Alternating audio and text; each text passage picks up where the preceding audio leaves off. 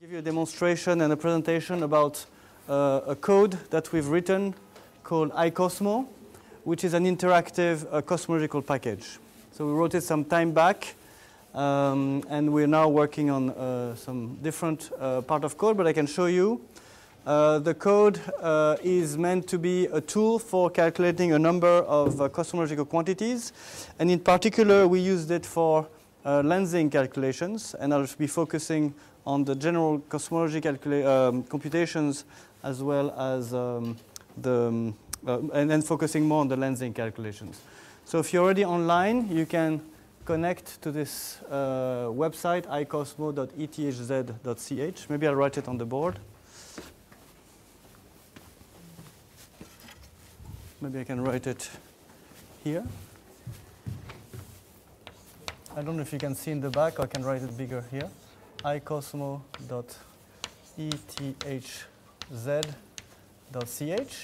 Okay, and you can connect to this. So it has on this web page there are not only access to the code, but there's also, as you'll see later, a lot of documentation and resources about lensing and other cosmological probes. So we did this some time ago. Some of it is a bit old, but I think some of it is still very, very valuable. So I'll focus on the cosmological code itself. So you can download the code. It's written in IDL, so I don't know if you have access to IDL in your institute. You can also try running it with a public version of IDL. So IDL is an interactive data language, which is something one needs to buy. We need to buy license for. But there's also a public version called GDL.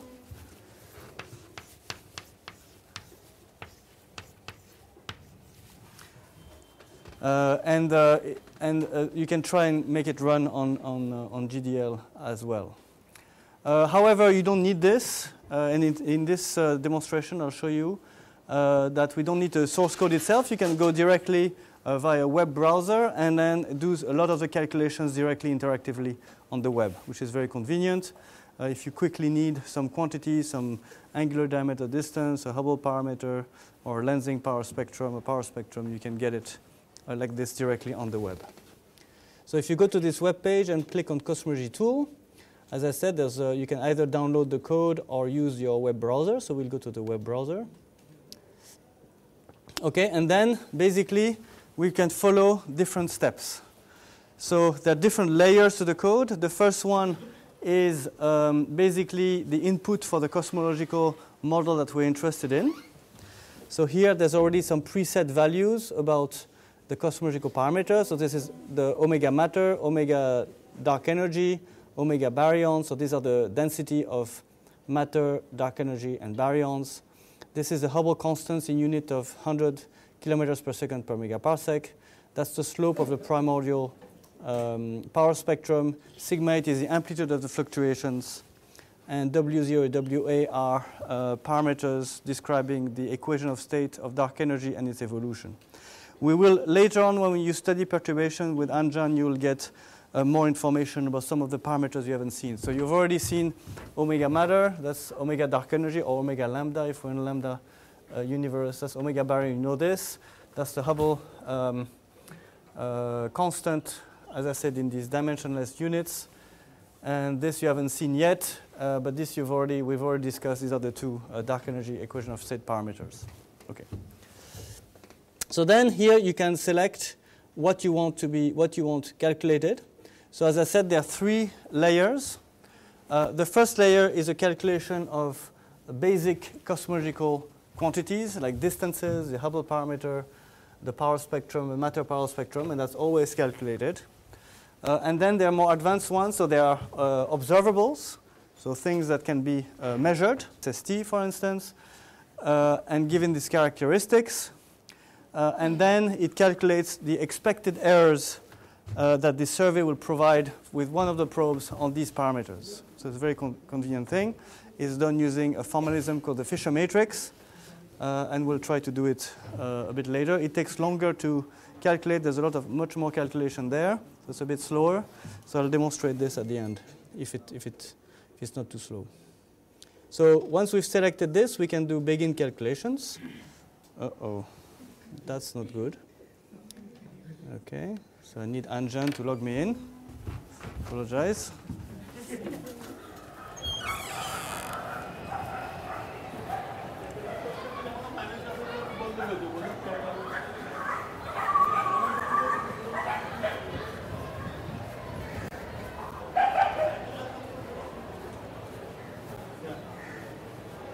Hi.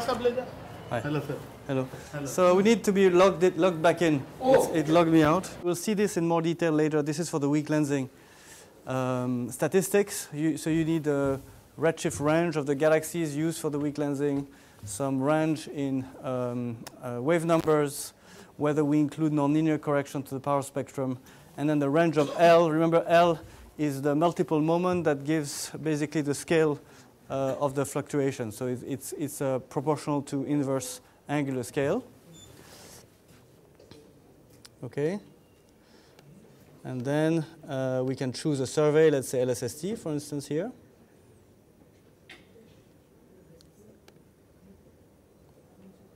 Okay, and now it's calculating all these statistics. So typically it takes less than a minute if we don't ask for a Fisher matrix. If we ask for a Fisher matrix, it takes a minute or so. So we wait. Very good. And then we get this page. And then below you can plot which of the distances you want to plot. So this is, for instance, the angular diameter distance. You're reminded about the cosmological model that we are considering here. You can also change it. And you can look at, for instance, another distance, cosmological distance. That's the luminosity distance. And there you basically plot the two of them together. You can change the color, anything you want. And then you can download this plot. You can also modify on the left. You can modify the x-axis, the y-axis, make it log, and so on. Okay. So this is the matter power spectrum. It includes nonlinear correction coming from nonlinear perturbations. But we can also plot the linear power spectrum too. So again, Anjan will describe all this. So this quantity shows the amount of perturbations, of density perturbations, of matter density perturbations as a function of scale. Again, this is inverse angular scale. This is the wave number, the Fourier wave number. And you have a typical behavior like this in lambda CDM models with a rise, a peak, and then a decay like this. And Anjan will explain to you where this typical behavior comes from. Yep. In data file, there are maybe 29 data points. Can we get more data points? Not sure. Maybe in some of the more advanced quantities. I can't remember. We can check. Yeah. Otherwise, of course, with the code, you can get anything you want. Yeah, I'll check later. I'm not sure. And here what you can see is indeed the nonlinear power spectrum. So when you add nonlinear structure formation, then you get more power on small scales. These are the structures that are formed already on small scales, and that increase the power on small angular scales. Okay, you can also change the redshift of this power spectrum. So this is at redshift 0. You can do it at redshift, I don't know, redshift 1, for instance. Okay, and you get this. And it's calculated in the background remotely, actually, in a server at ETH, and returns the result. In this case, this is done using what is called fitting functions, which are fits to numerical simulation based on physical approximations and considerations.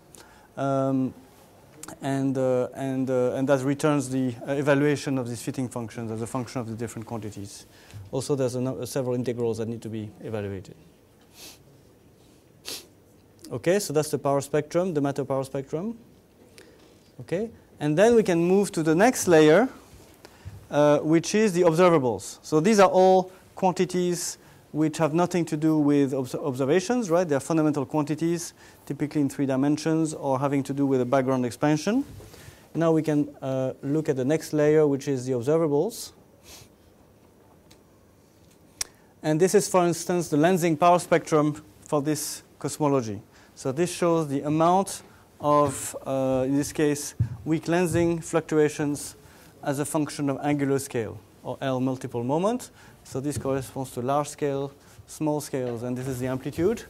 This is a bit like it's plotted in the same kind of convention as the cosmic microwave background power spectrum. You remember the power spectrum for the CMB with its wiggles. So it's the same thing, except that in this case we're not plotting the fluctuations, the angular fluctuations of the cosmic microwave background temperature. We're plotting the power of the weak lensing fluctuations, if you wish. Okay. And again, you can plot several. You can change the different bins and so on. Now, one thing you can do is you can show, now that we've selected a survey, in this case LSST, which is a future survey, we can also show the errors that we expect for this survey.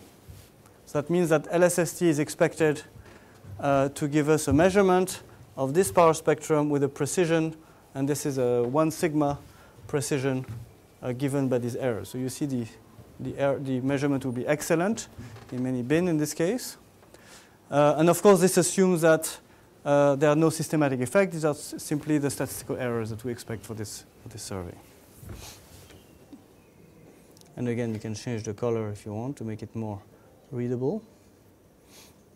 And again, you can always download the output and also download the figure as well if you want to use it for a talk or something like this. And here is a reminder of the survey characteristic. So this is the area of the survey, the redshift errors, the median redshift of the survey, the number of galaxies, the surface number density of galaxies, and the number of redshift bins that we're using here. Okay. And by the way, this is only for 1 bin of galaxy redshift. If you look at another one, you get this. You can get another power spectrum if it works. As we'll discuss later, we can divide galaxies into redshift bins and do lensing with different redshift bins, which gives us some kind of 3-dimensional information that's called tomographic weak lensing, which gives us more information. Again, we'll look at this in detail later, but you can already play with the website and start plotting this if you're interested. Okay, and then we can try going to the next level, which, as I said, is a bit slower. So we can try computing Fisher matrix, which is a forecast of the errors that we expect for one of these future surveys. So let's select one forecast with Fisher matrices for lensing. Okay, and this is for the lensing power spectrum. So let's try that. That'll take a bit longer. We have to give it the survey characteristic. So again, we can do a Fisher LSST, and again LSST. And now it's calculating. This time it's going to take maybe a minute or so. So the way this Fisher calculation works is that it's basically calculating the minimum theoretical errors one can, the theoretically minimum errors that one can expect on the cosmological parameters if the errors on the power spectrum is the one that I showed you before, on the lensing power spectrum. In order to do this, it needs to take derivative. So it computes the power spectrum for a fiducial cosmology, and then it computes numerically derivative of this power spectrum in different directions in parameter space. So it looks like the change of the power spectrum, lensing power spectrum, if you change omega matter a little bit, if you change omega lambda a little bit, if you change sigma 8 a little bit, in all the different directions. That gives. It also looks at changes in sort of diagonal directions, if you wish. So it computes the whole matrix, and it uses this matrix then convolve with the errors to give a covariance matrix for these parameters. So you see the code is progressing. So that's why it's longer, because it needs to calculate a lot of these power spectra in all these directions. Can you specify some cosmological functions, or you can specify the cosmological parameters. parameters? You can choose your central model, and it was shown before, so you can change it interactively. You can choose whichever you want. You can have a one with a cosmological constant, one with an evolving W, anything you like, and it'll do it for that. Okay, so here it repeats it shows us the different layers again. But if we go to cosmology errors,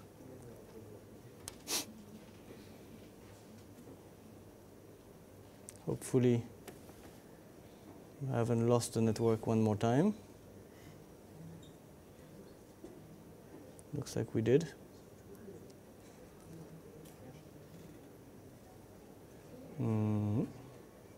Well, let's look at this. Well, let's wait 1 second.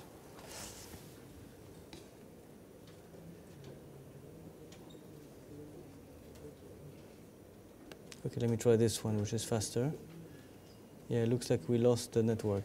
Okay.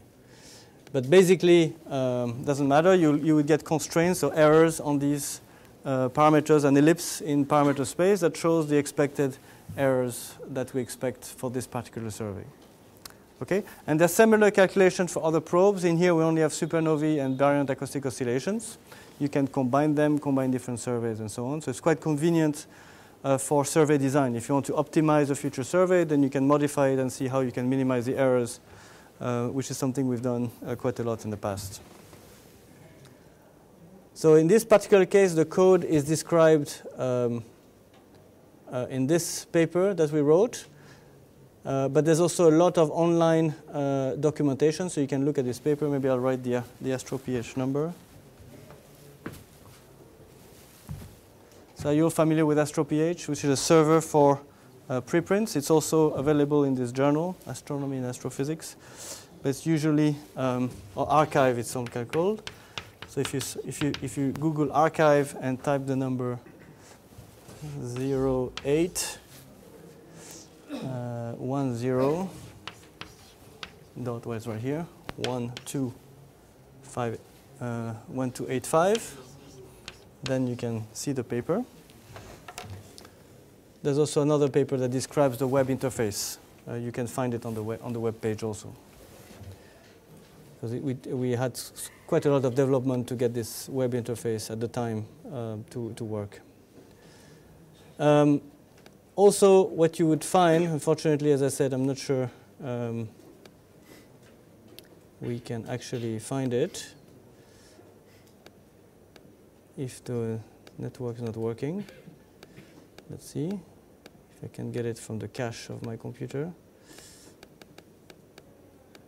Oh yeah, it's working now. This one doesn't work, but this one seems to be live.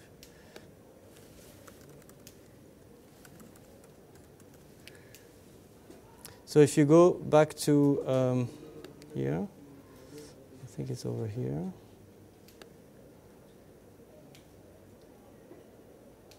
No, 1 second. Yeah, if you go to Cosmology resources here, you also have a lot of information about the different probes. For instance, if you click on gravitational lensing, then we have put in a lot of information on gravitational lensing with tutorials. So this is about strong lensing, some of the things we discussed today. That give us some tutorial on strong lensing. Or similarly on weak lensing and so on. So the information is a little bit old because we are now switching to something else.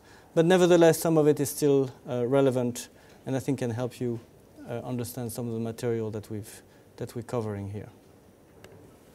Okay, so you can start logging in and try to play with it. A lot of the quantities that that Anjan described are calculable like this, so you can see how they change as you change the cosmology. For instance, somebody was asking whether we can measure W.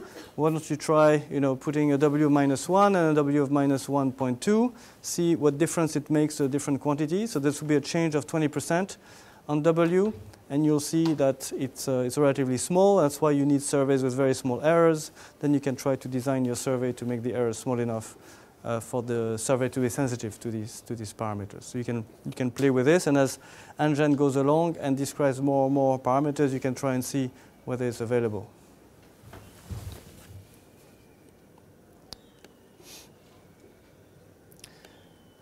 Now the other.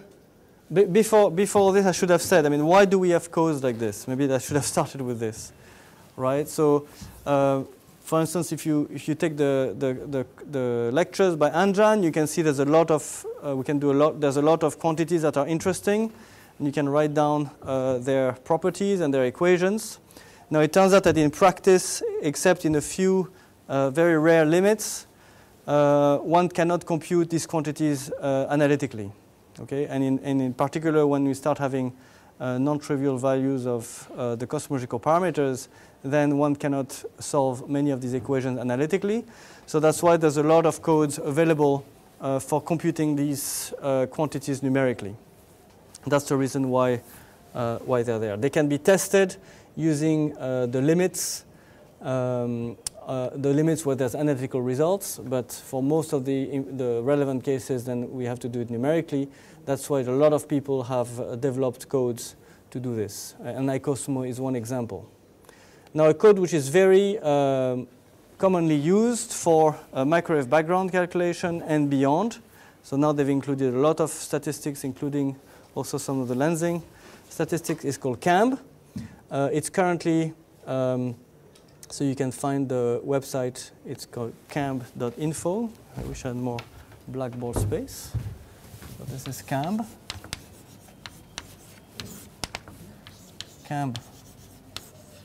camb.info.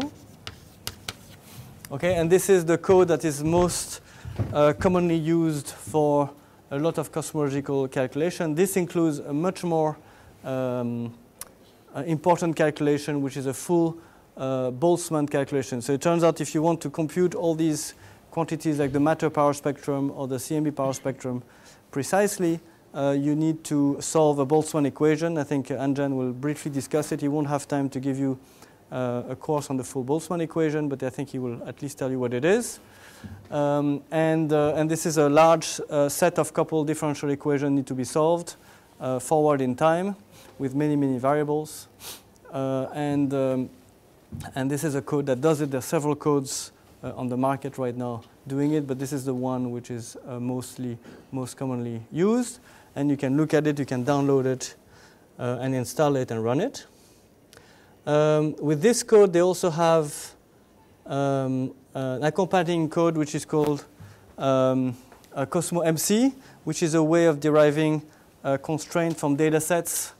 So it compares a data set to the theory and put constraints on cosmological parameters. And so it has a so-called Monte Carlo Markov chain approach to do this. And again, you can download it and install it and use it. Now, as far as I know, they don't directly have a web interface for this code, but there's a site at NASA which does this. So it's at lambda.gsfc.nasa.gov. lambda.gsfc.nasa.gov. Okay, and it also kind of similar to what I showed you. You can click on, no, not footprint, that's not the one we want. We want a web-based interface for CAMB. And again, you have a menu like this that you can click. You can choose your model, you can click on different options, and then at the end it computes a power spectrum for the cosmic microwave background, for instance, okay, by solving this Boltzmann equation. Okay, so that's also a nice place to look. Another code, let me see if I can get it. Well, I can. Let me see. Unfortunately, on my screen, it's. Well, I can show you this one. So we also have our own Markov chain Monte Carlo. I mean, there are many Markov chain Monte Carlo solver. We have developed one at ETH, which may be of interest. It's called Cosmo Hammer, and I think some people here are using it. It uses a different algorithm for Monte Carlo Markov chain, which has advantages, in particular for parallelization in very large, for very large number of parameters, or for very large, when you want to use a very large number of computing nodes. It parallelizes very nicely and scales very nicely. It gives you kind of constraints like this. It's kind of described in this paper here. So here you can just Google Cosmo Hammer and you'll find it. So if you're interested, I can tell you more about it. These Monte Carlo schemes are very interesting. They're very interesting problems, actually. How to optimize a code that explores parameter space and draw constraints. The problem is that each model requires a calculation which takes quite a while, several seconds or more. And therefore, when you have a large parameter space to explore, it's very computationally intensive. So there are a lot of schemes to try to make this as efficient as possible. Another cosmological code which is available is called class. And it does things which are similar to what CAM does, but it's a different code, independent. This one is written in C. CAM is written in Fortran. So it's called classcode.net.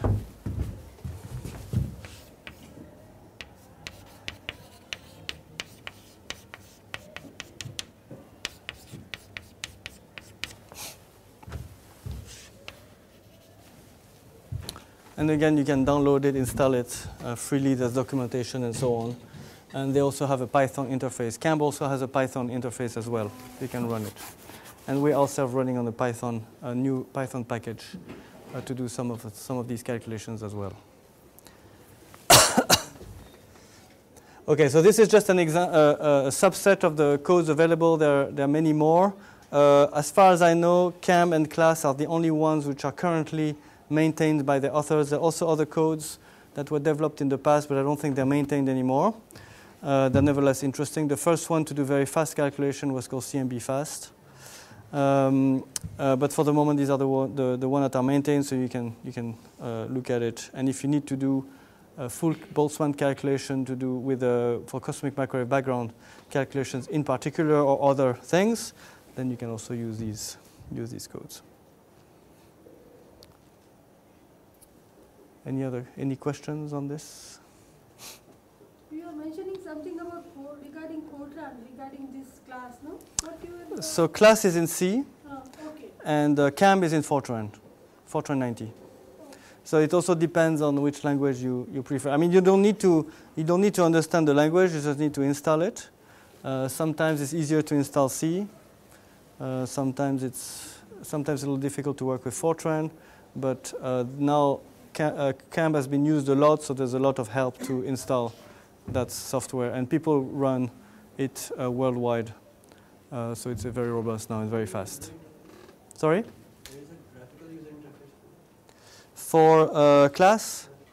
I don't think so, but there's a Python interface. So if you click on it, you get the Python and you can plot things. But I don't think there's a graphical interface, as far as I know. I mean, like a web interface. Yeah, I don't think so.